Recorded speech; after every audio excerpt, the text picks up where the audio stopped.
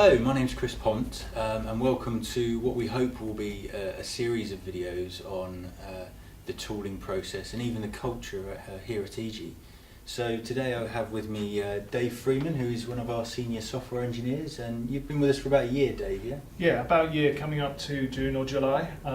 Since I've been here, we've been working on a various stack of projects, different technologies, touching on Azure and AWS and some on-prem stuff, so it's been an interesting variety so far. Excellent. Okay, so today we're going to be talking about serverless, and we hear the term serverless quite a lot nowadays. What does serverless mean, Dave? Well, I think a lot of people are talking about serverless with regards to the cloud, AWS, Azure, and the other providers.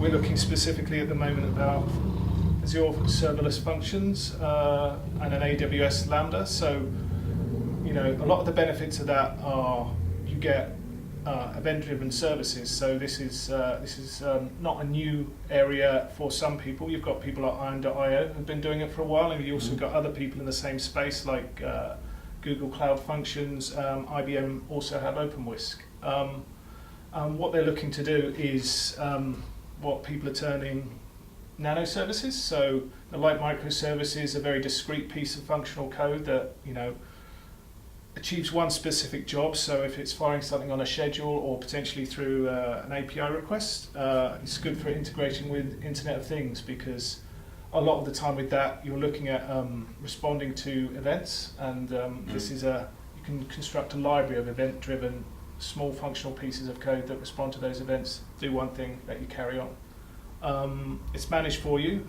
being serverless, so you're not having to worry as much about virtual or physical tin. You're looking at a lot of the work being done for you, and you can focus on the code instead of focusing on the whole infrastructure. So there's still a server there, it's just one that you don't have to worry about. Exactly. Like with a lot of other Azure AWS stuff, you can let Microsoft or Amazon deal with a lot of the worry for you, and you can focus on delivering what it is you need to deliver. It integrates well with existing services because it all lives in the same Azure or AWS space. There's also quite a nice gain for billing depending on how you're going to deploy it, with an app service plan where you can add it to an existing app service plan you may already have, or on a consumption basis where you're sort of paying as you go, but there is often a free amount. Paying per request, effectively. Exactly, yeah. So Azure especially, I've been looking at that one, and that gives you a couple of 100,000 requests for free at the moment. So wow. That's quite a lot. Obviously, if you build up quite the library of this, you're going to end up dipping into paying for it, but to get you started, I think that's quite generous. Oh, fantastic. As I say, they're a lot like microservices. Allows you to divide up the work between people quite easily because they're little discrete pieces of code.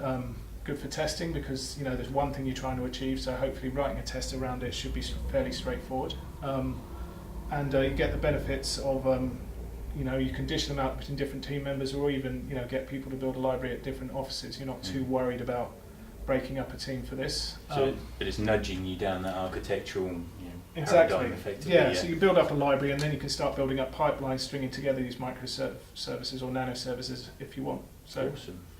Yeah.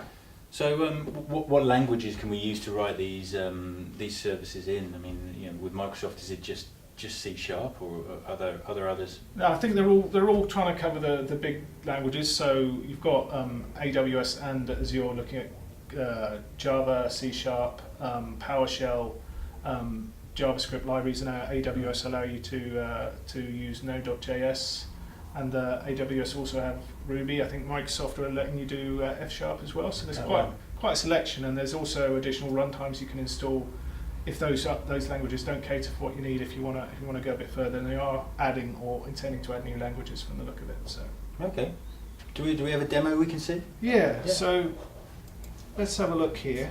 I've got the Microsoft Azure portal here, so we're going to make an Azure function.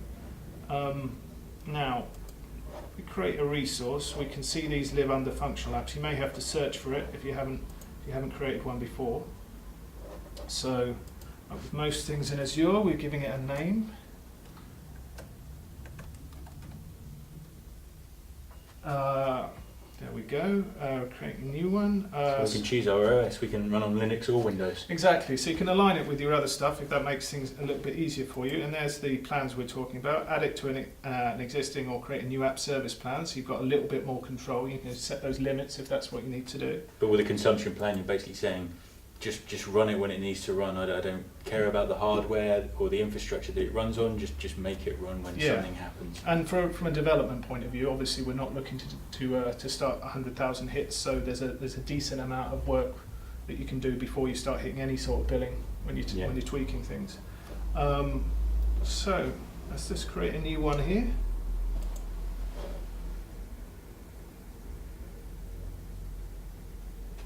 So I'm assuming, with these function plans, Microsoft are going to make this resilient for us. They're going to load balance across multiple instances. They're just going to make it run. We don't have to worry about any of that scalability or any of those resiliency issues. They're dealing with that for us. Yeah, it's just the code. So you just focus on the code. You focus on one little discrete job that you need to get done. And a lot of the infrastructure is all extrapolated away for you. So fantastic. That takes a lot of worry away from organisations who don't really need that tight control over exactly how it runs. Exactly, yeah. So it's quite useful from the point of view of just wanting to get something up and running very quickly. You're not skipping, but you don't have to worry about these initial steps. You can just start writing some code and get things going, and make services available relatively quickly, and probably quite good for building a POC relatively quickly as well. So okay, so we have our function. Yeah, so let's go to the one it's spun up for us. So right, so it's created a little area for us to start developing our functions from. So if we click new function, it gives us a few options around how we want to start making our function. You've got Visual Studio Code, options for other editors if that's what you need. I'll start off with just the importer one, just so we can get something up and running real quickly. But effectively, those other options will create us a Visual Studio solution, for example, with our framework function code. And you can start adding it to your Git. You can start adding it, like you would with any other software development discipline. So here are some of the templates. It defaults to these two templates, so you can have a look. If you want a webhook, web API one, something on the timer, as I was saying, scheduled stuff is quite good for this, and a few more templates here. So we go. So you could have stuff execute every hour, every day, every fortnight, however often you needed to run a piece of code to perform a specific task. It could just run on a schedule. Yeah, exactly. So it fulfills a lot of the classic task scheduler stuff, but obviously with a lot more extensibility, and you not worrying about, for instance, the task scheduler going down because this lives in the cloud. This can do those little discrete tasks for you. So if we create ourselves a webhook web API one, and this goes about just setting up the basics of an app for you, just so you can see how the plumbing fits together. So sort of a hello world of Azure functions. Yeah, it's just the default one like you'd expect when you create a new project in Visual Studio.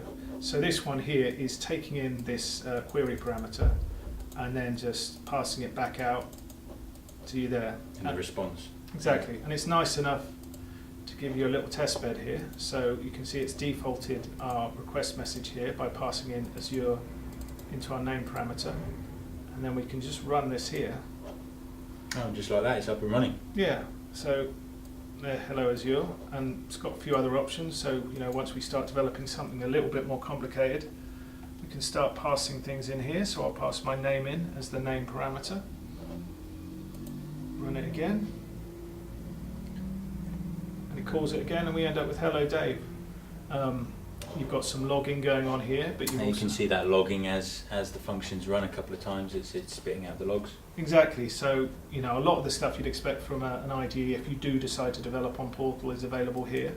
And then you've got some of your configuration options down the side, just under the one it's created for us called HTTP Trigger 1. You can see some of our REST keywords here. A bit more about managing it if you start wanting to go into key hosts, and there's a monitor here which it starts populating a little while after you start calling the services, so you can see a log of the services being called, which would be useful if something was actually deployed. So, you can see what's going on with it, but it's also very useful as a developer to see how long things are taking. Have I done something that's made it too complicated and my run length is going on? And Azure lets you have quite a generous amount of time for these, but I believe AWS cuts you off at something like 5 minutes, so it does really expect it to be something quite discreet and small. Yeah. Okay, fantastic. Well, thanks for that, Dave. Really interesting to learn about how we can build these scalable, resilient functions without having to, pay too much attention to the underlying hardware or infrastructure that it's running on. So, join us again next time. Thanks.